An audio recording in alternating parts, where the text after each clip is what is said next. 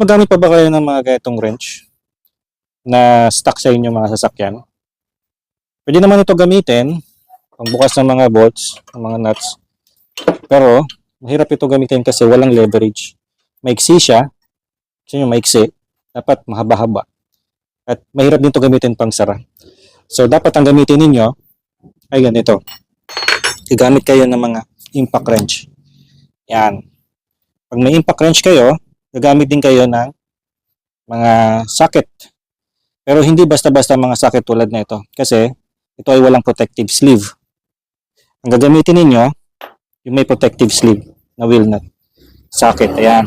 So makita nyo, may plastic siya dito sa gilid. Na. Yan ang gagamitin ninyo. So itong impact wrench na ito ay Task Tool ang brand. Mura lang to guys, no? Mura lang siya. 1080 Newton meters na ito at ang kanyang battery is 8 amp hours. So malaki, no guys, no? So maganda ito, malakas siya at brushless na rin siya. Hindi siya katulad ng mga branded na tools na sobrang mahal. Tapos bibili nyo, wala pa silang mga battery. Ito kasama na. So lalagay lang natin yan dyan. Tapos pwede na natin siyang gamitin. Tignan nyo kung gaano kalakas to guys. Walang kahirap-hirap, no?